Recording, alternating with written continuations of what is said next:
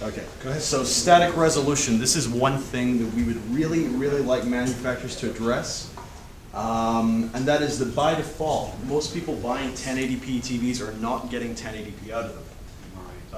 Because we had, during the calibration, I mean, calibrators will go through all this, the overscan settings are on by default. And if you watch this area in the right, so this is a single pixel line pattern, very high frequency video. So this is, like I said last year, this is basically the finest details you can possibly have in a high def 1080p video signal. And if you haven't turned overscan off, you're getting this. Okay, so this is cropping around 2.5% from the edges of the picture. And the reason people do that is because they don't want to see the vertical interval. Well, okay, historically, depending on the programming. Right. Or compression artifacts for broadcast is the real reason why. no, you know where overscan, comes from. Right. Where overscan comes from is back in the days of CRTs, of vacuum tube displays. The image would shrink in a little bit. Right. As the display aged, the image would shrink in, and So then, they purposely would scan them. well, to avoid people saying, well, wait a minute, my TV pictures got smaller over time, they just had it shit over the edge. And this is where this whole ridiculous concept practice comes from. And to be honest, in the days of digital displays, it should have been buried already. Right. Yeah. Why is it even there? It should have Right. been buried. I think with Ultra HD, it's, I think spec. Am I right? Does this, Kevin, did you read the spec? No. Does it mandate no overscan? Okay, hopefully, if it doesn't, hopefully they get at it. Anyway. So no, turning off overscan, that's important. This gives you the whole picture, the right picture, and Nothing but the picture. There you go. Yeah, that's important. We wish manufacturers, if we don't understand why they, you know, if it detects a 1920 by 1080p video signal, it could do that automatically, but it doesn't. David, did you notice if the overscan setting changes based on the picture mode? Because I thought when playing around with it that THX mode does it. THX won't allow it. Well, see, props to them, because they mandate that it goes off. Absolutely. Good for them. No, I didn't check with various picture mode, because all we use is the professional, the ISF ones. Right. Yeah. So, okay, first of all, you guys, I'd like to talk about 3D resolution, if I can get your attention, to talk about 3D resolution first of all, because, I mean, can we have a show of hands? Who likes and cares about 3D? Oh, that's more. I told you that's that. good. That's Okay, a pretty small percentage. It's a small percentage, but it's enough people. Well, anyway, You can't disregard them. even if you, Yeah, you can. even if you don't care about 3D, what I'm about to show you is relevant anyway, because when 3D came along, I actually learned a lot about how the 2D mode of plasma displays work, the subfield drive. So to basically give you an idea of how the displays work, if we had a really slow motion camera and we shot the LCD and we were moving something around, like obviously not the static image, you would be able to see it drawing the image from top to bottom. It just does it so fast that we don't see it. Whereas with the plasma display, the subfield drive, it's basically building the image in steps of dynamic range. So maybe it's building, I mean, this is a very simplified example, maybe it's building the shadows, then the midtones, and the highlights. In reality, it's more complicated than that, but okay. So yeah, again, this is relevant for the 2D, this gives you some understanding of the 2D display mode, maybe, even if you don't like 3D, so. Okay, so this pattern I'm gonna show you is 3D vertical resolution. Okay, so these are all full HD 3D displays, right? Okay.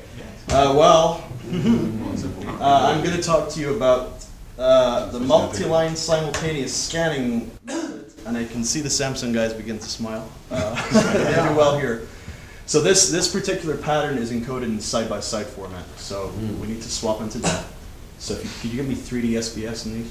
Yeah, I would have done this pattern in FramePack 3D. For this test, it's irrelevant, and I'm not buying a 3D video encoder for this one pattern because none of my customers are asking me to make 3D discs, to be frank. Okay, so this pattern here, what we're going to see, what you have in the middle is a high frequency burst. So this is black lines and white lines, okay? Side by side, right? This is passive, this is irrelevant. So just these three, because these are the active displays. So what we have here is black lines, white lines, and white background. And you can see that all the three plasma displays here are resolving this fine, okay?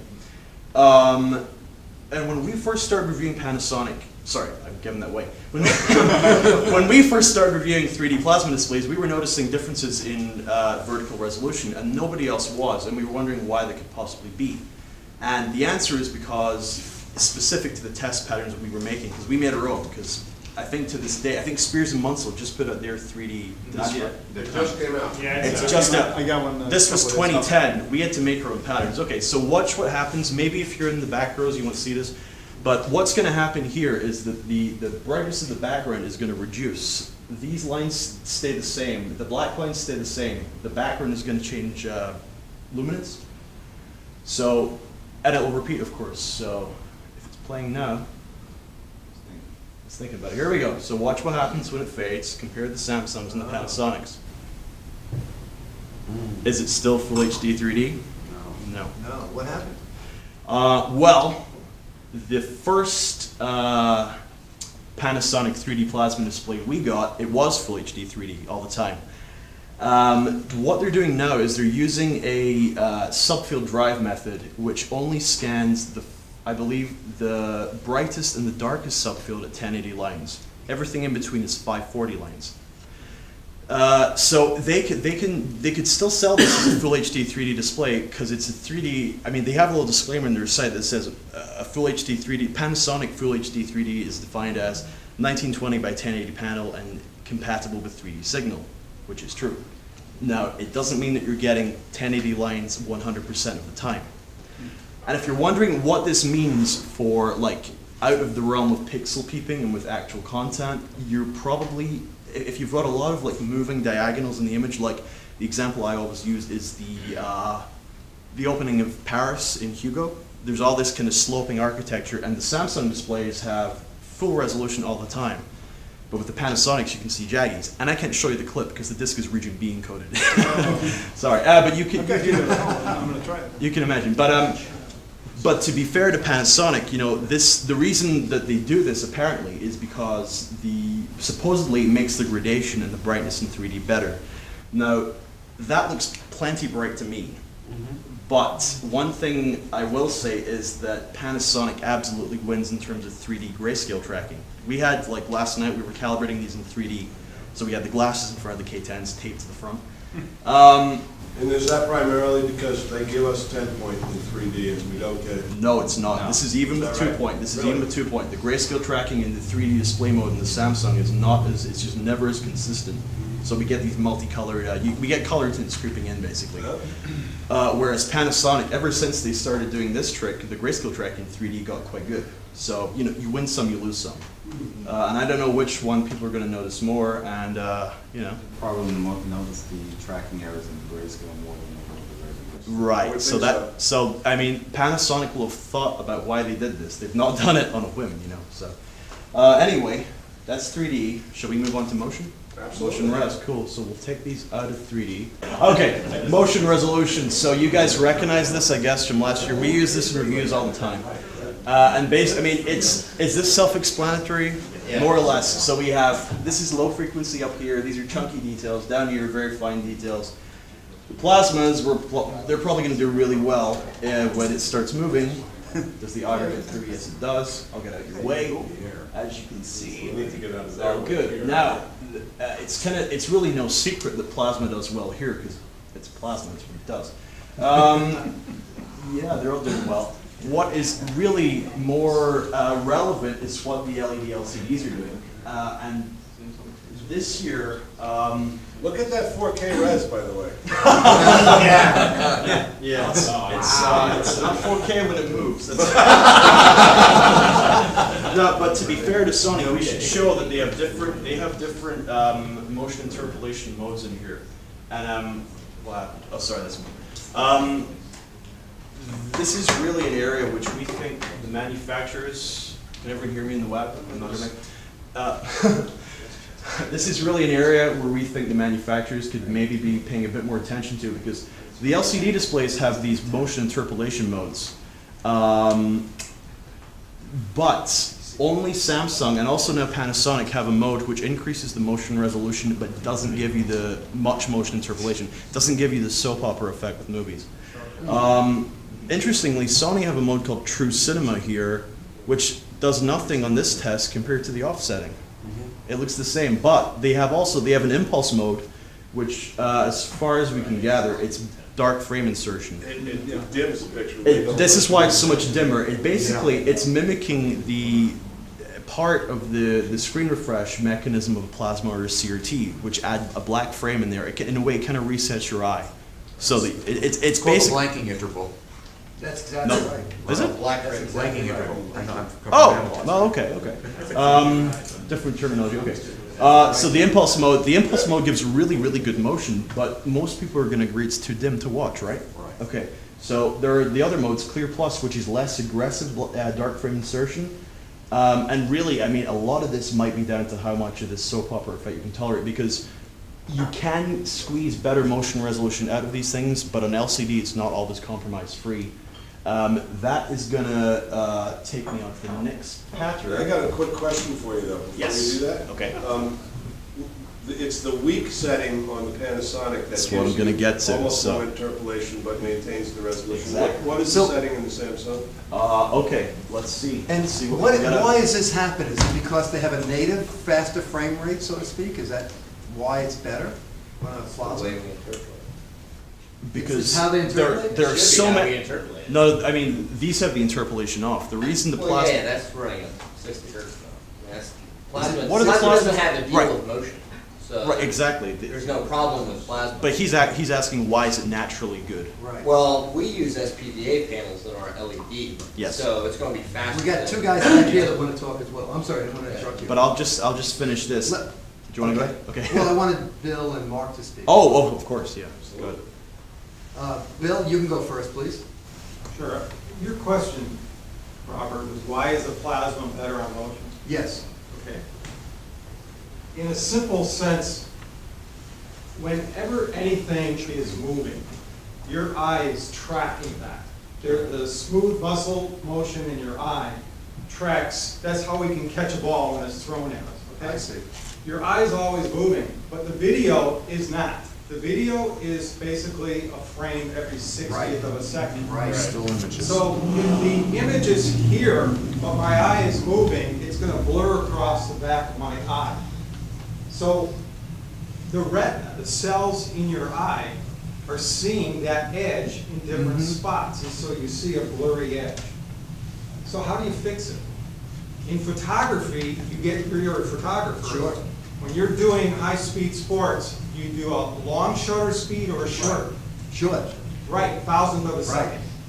The FFD 3000, the Plasma 3000, is essentially a Right. 3,000th There you of go. a second. Beautiful. You freeze it in your eye on only certain retina cells. Now your eye keeps moving and then it flashes again. It's an impulse. And it hits the same cells in your eye, so your eye isn't confused.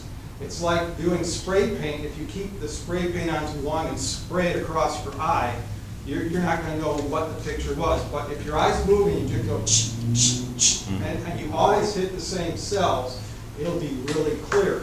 Plasma, the subfields are happening in, some of them are as short as 10 microseconds, right? Depending upon what, you're absolutely right, depending upon the intensity. Yeah.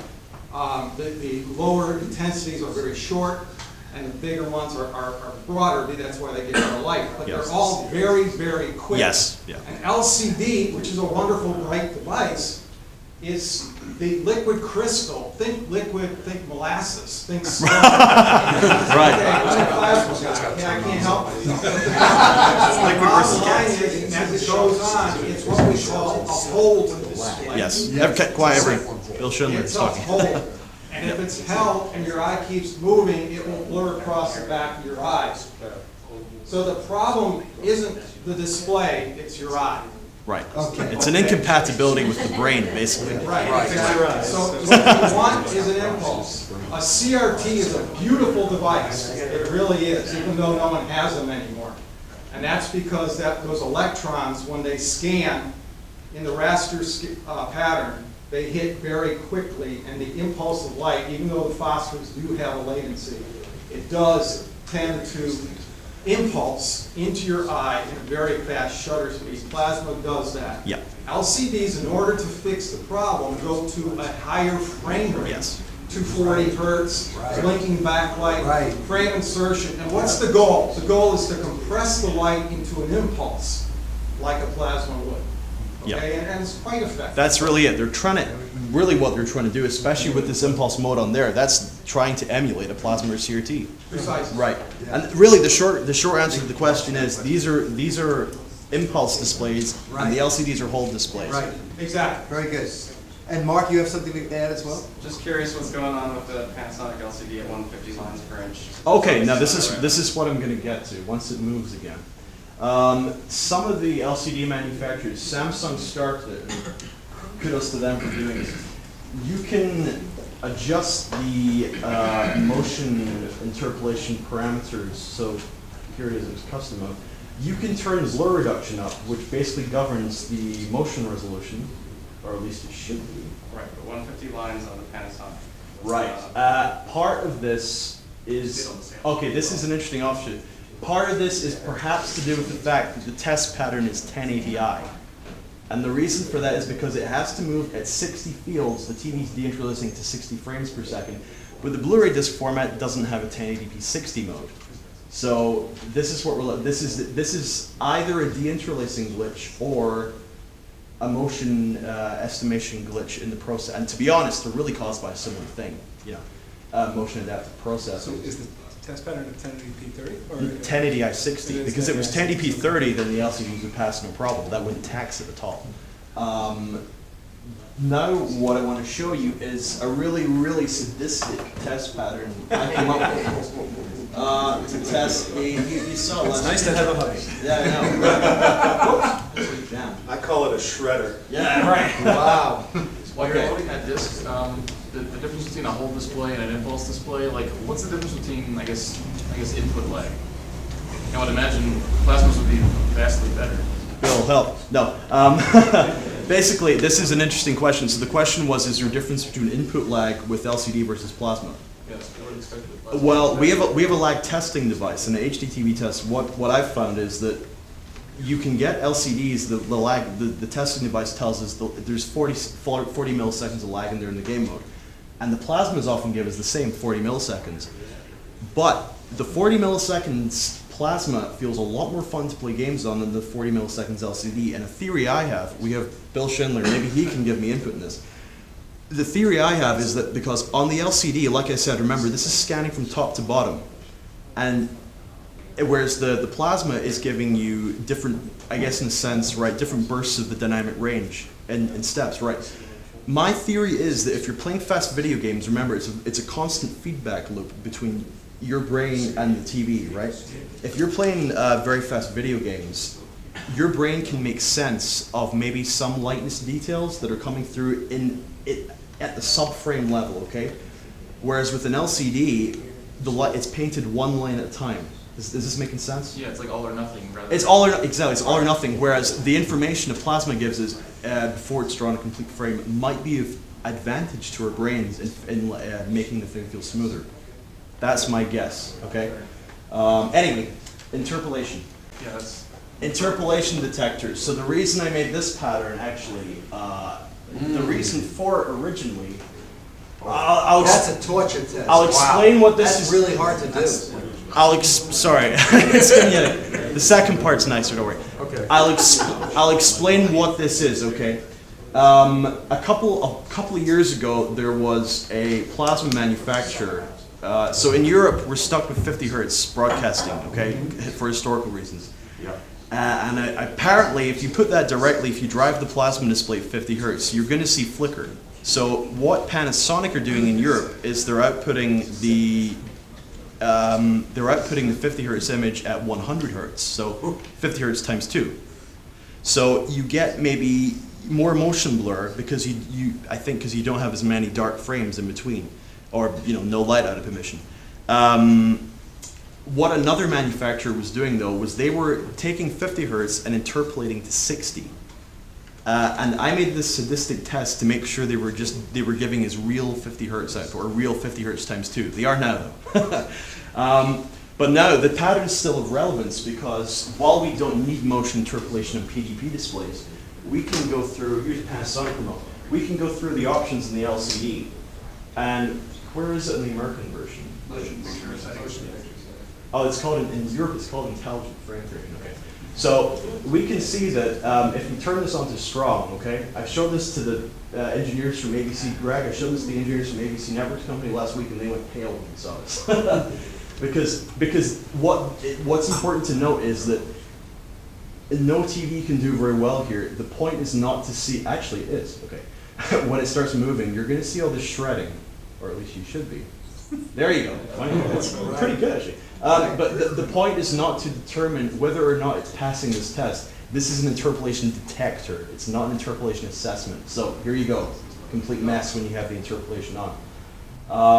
The reason it happens is because when the displays interpolate, they do block matching. I think they're all using block matching. It's really the only way they can afford affordable prices. So they'll dice the image into a grid similar to compression, and they'll try and detect moving objects in the image to generate new intermediate frames. And this just wreaks havoc with that. Again, this is a detector for motion interpolation. We want a way of turning it off. What we found with the Samsung and also with the Panasonic now is that you can have modes which increase the motion resolution, but they don't cause the soap opera effect. And if your TV is adding the soap opera effect, you're going to see on this pattern, you're going to see all this shredding because it's way too complicated a pattern for it to generate these synthesized in-between frames. So the Panasonic, what we found was, if we went back a second, if we're on the weak motion picture setting, you can see it's really clean. Mm-hmm. So what Panasonic have done, they've added this weak setting. It's not weak at all, it's great.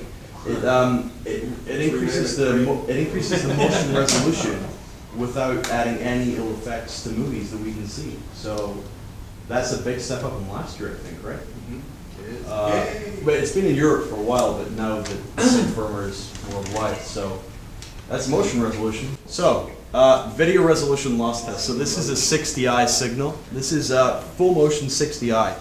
So again, Blu-ray disc has no 1080p 60 hertz mode. This is 1080 at 60, and the TV deinterlaces it to get 1080p 60 for display. And really what the point of this test is to make sure that the individual areas are being processed correctly, and also to make sure that the display or the video processor, whatever you're feeding into, isn't mistaking video motion for film. Because if it was falsely detecting film content inside this image, you would see these very, very fine details twitter up and down and be destroyed, basically. Generally what we find is that displays are more biased towards assuming the content is video based. Because if you have film content and you process it as video based, the side effect is going to be that you're going to lose vertical resolution and you're going to get twittering and things like car grills and such. But if you do the other way around, if you have video content and the video processor assumes it's film, which is really not really an issue in America, it's more an issue in Europe because we have different cadence, you're going to see the motion fluidity is going to half, and you're going to see the sawtooth lines through everything. And messing this up, getting this right preferable. So then you saw there when we went there. You want to go up and do the film resolution loss test? Let's do that. So really, this is the inverse. This is making sure that, so this is again a 1080i60 signal. This is a big relevance to you in the States because this is what most of your broadcast, what's it? Oh, okay, but wait a minute. Samsung actually have two different film modes in here. Maybe one of them will get it right. I'm sure it will. The average consumer's going to know that. Yeah, they wouldn't know the difference. Well, this is really it. I believe Auto 2 is biased in favor of Mike. Biased in favor of video. Auto 1 is biased in favor of film. There we go. So there you go. So really not so auto. Okay. More like manual. Okay, and what's happening with Panasonic up here, because their plasma is passing, Yeah. Ooh. and their LCD isn't. Did you turn? Oh, you've got the motion That might be resolution. throwing it off. Yeah. Yep. No, it's not that. No, it's just in the nature of LCD. No, it's not. It's not the nature of LCD. You think it's a processor? 3-2 Pullman. Wow. There. So the auto, again, is the auto. Yeah, that's one more thing about the Panasonic reviewers and calibrators. The 3.2 pull down does not work in auto, On the LCDs. on the plasmas also. What, isn't it on right now? No, it's on. It's manual Manually on right now? It should be Here's the on. other thing, okay? Just of total interest, this is mislabeled. This isn't 3.2 pull down, this is 3.2 pull down detection. Oh. 3.2 pull down is the process of taking 24 FPS film and turning it into 60p or 60i video. That has an auto setting? It does, but apparently it doesn't work. It's working here. Program. Is that new this year? Press it and then go back out. It selects manual. It selects the abilities. No difference. So if this was failing, you would see these fine Right, details right. twitter up and down Yeah. because it would be doing because it would be doing video mode deinterlacing, which we Yeah. don't want for film content. Yes. How else are we doing? I think Samsung had trouble in the LCD, but that again is probably the film mode setting. The control setting. Right.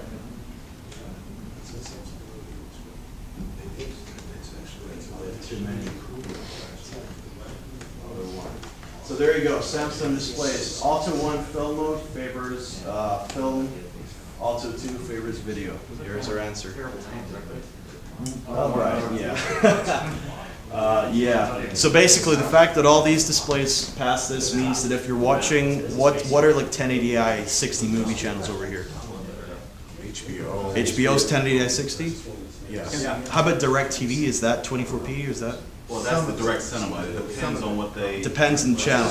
Well, DirecTV Cinema is downloadable movie. Oh, I see, so Yeah, they're it's the same 24p, on okay. Dish. But anything that goes through the broadcast ecosystem has to be 1080i 60, I see, okay, All okay. broadcast is 1080i. In Europe, we have it bad because the TVs, okay, the TVs in the US, they can compensate for the 1080i 60 thing. In Europe, the way 24 FPS is transferred to TV, it's sped up one frame. And they say you can't hear the difference in speed. Oh, yes. Crap! It's like 4% sped up. It's, if you listen to like High pitch. the Fox fanfare or something, Right. you can hear the difference. Yeah, Maybe, sure. okay.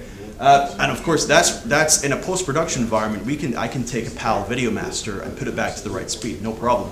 But you can't do that in the back of a TV. So you have it better here. You have it lucky here. This ties in a little bit to resolution.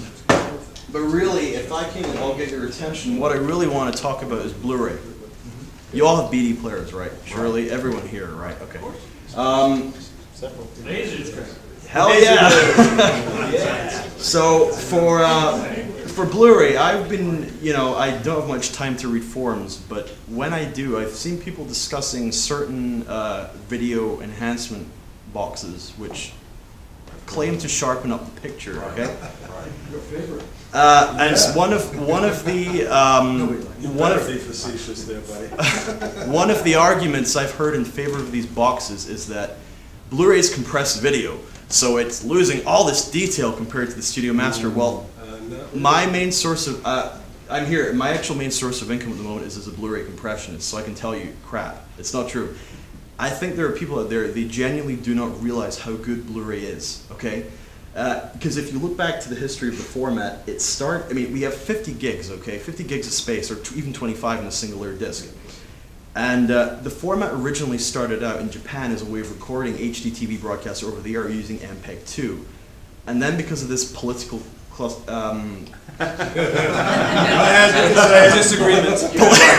because of this political clusterfuck that we had, we ended up with a really, really good video format that supports MPEG-2 VC1, which no one seems to care about anymore, and AVC, Advanced Video Coding, which is also called H.264. Right. And basically, the point behind the development of AVC, or Apple loves to call it H.264, it's a mouthful, AVC. The reason for the development behind AVC was really to achieve similar picture quality to MPEG-2, but at half the bit rate. Well, that's fine for streaming, but for optical disc, the tables are turned because we still have a 50 gig disc to fill. So instead of taking the bitrate savings, we can increase 2 times the compression quality. It doesn't mean it's going to look 2 times better. But what I'm saying is that we have an incredibly high quality system, and I'm going to show you now. I'm going to show you a Studio Master uncompressed versus an included Blu-ray. If the PC not moving, don't get too excited. Okay. So a little bit of show and tell. This is really not such anymore. This is a studio master tape. In case anyone from the studio is watching, it's blank. It's got color bars on it. No one is walking out with this thing. But usually movies are delivered for Blu-ray authoring on big tapes like this. This is HD Cam SR. It's people call it uncompressed. It's not technically. It may as well be because I can't remember what the bit rate is. It's really, really high. So really, really high quality video on here. The trend now is for file-based delivery, so they'll just send us like even direct output of a film scanner and a hard disk or whatever. Could be video, could be from a film source. So I tried to clear a couple things. I got a studio to clear one scene, so it's okay for me to. We do have to cut the feed. Gotta be careful. Because you know the studios. Yeah, I want to point this out to anyone from the studios who's watching. I don't normally do this. This is all approved. It's okay. It's fine. So, film grain is, some manufacturers have a kind of lousy attitude to this. Let's wait for it to pull up. Last year, I can't remember what this was in last year. In Europe last year, Samsung were, it was never an issue in the American model, but Samsung had a feature where you couldn't turn the noise reduction off. I can show you what it looks like with noise reduction on, but remember, it's completely optional. And this, I mean, I could do this on any TV. I'm not picking on Samsung specifically.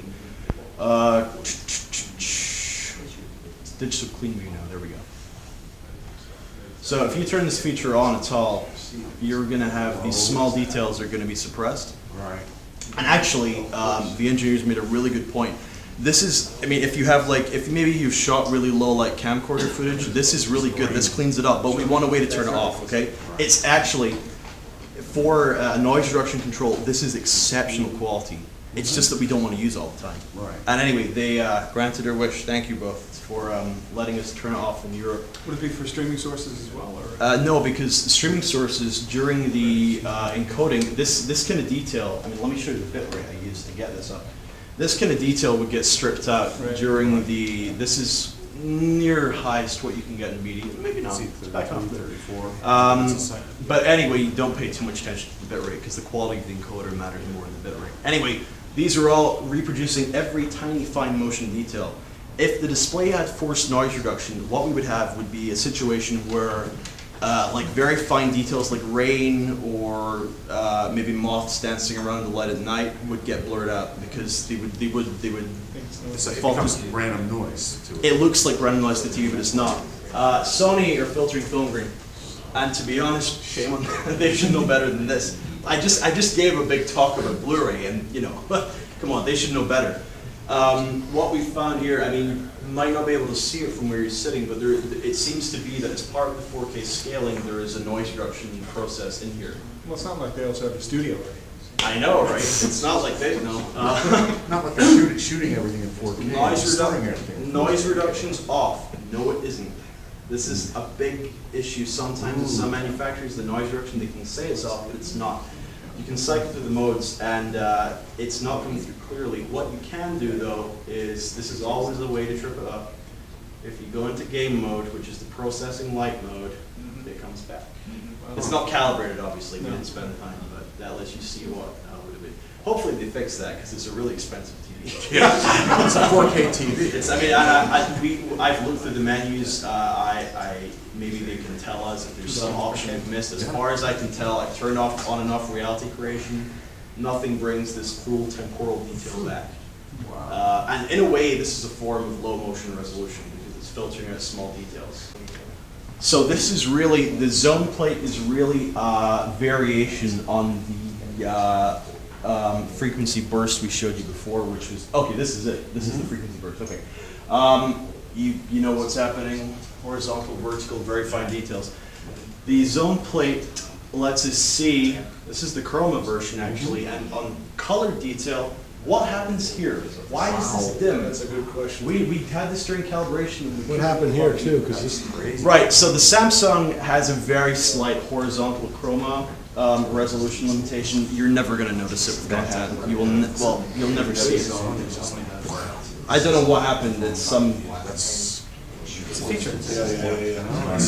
The native resolution on the screen, it's supposed to be 4K. I don't know that, actually. Well, It's trying to convert it to it, and that's, it's just not. no, this is It's like an just- interference pattern. This is dimming the backlight. Okay, We that's don't know all. why it's doing this. Anyway, no.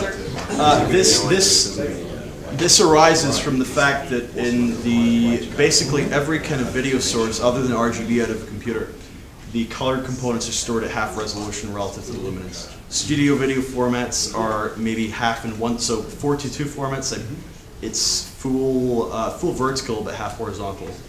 Consumer formats are just half. So we have a 1080p image for luminance for the black and white details, but the colored portion is only this size, and the TV then has to map it out, kind of spread it to align with the rest of the image. I guess during that process things can go wrong, but it's really not a big deal, because in a TV size display, even on a projector, you won't really notice it. The zone plate. It's next, I think. Here we go, okay. There you go. Look at the Irish. I was gonna say. They're after me Lucky Charms. Right.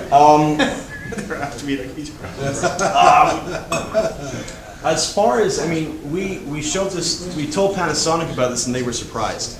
This was last year. Yeah. It's better this year. I mean, what's really weird is it's an optical illusion. It looks worse if you look at it from an angle. It's the same, okay? It's an optical illusion, right? Looking at the Samsung straight on, doesn't have that clover pattern. Perfect. This is perfect. This is what we want. I mean, this doesn't. Samsung wins. Yes. Just on this. They're doing a good job. And also, what's actually really, really perverse is that Sony are scaling 1080 to 4K, and they're getting a cleaner result than Panasonic are with the 1080 panel. That shouldn't be right. That's not perfect. There's like circles on either side. Oh, no, that's a little bit normal. Don't worry. This one doesn't do it. They are there, but they're subtle. Yeah. No, you're right. You're right. Is that like an artifact that shouldn't be there, or should it be there? Yeah. I mean, ideally it wouldn't be there. It's going to be there at some point. This isn't a big deal because you've seen the content on them. We should put in some high resolution content like Samsara, and you can see that this doesn't appear to make any problem with real content. It's what you need to remember is that it only takes a little bit of messing around to make this chart look like a total mess, and real content just is not that taxing. So. Is there any processing that's on that you can turn off? Oh no, we've gone through all this. Let me just unlock the settings here, and I'll show you what the sharpness does. It's sorry, I'm not giving the code out. I'm not giving the ISO. It locks up the TV. Yeah, we have enough trouble with cowboy calibrators. We don't need any more. Right. So if you were to pull the sharpness up all the way. It's going to get more and more. It might even turn blue at something. There we go. Let's turn it up. So any TV would do the same. I'm not picking a Panasonic specifically. I'm just showing you what it looks like when it's really bad. And if you were to put real content up in here, you would see big glows around everything. So really, I mean, really with real content, they all do a really good job. I don't understand why they persist with this 4-leaf clover thing. I don't know why it even appears. I can only assume that it's some kind of very, very, very small localized like edge detection and smoothing. I don't know. Yeah. Okay, so what I'm going to show you here is, I'm not going to tell you which film it is. You can guess. So what you're seeing here, if you can ignore the rest of the window, I wish you could get rid of that, but I can't. This is an uncompressed source, okay? And you want to see the Blu-ray encode? Yes.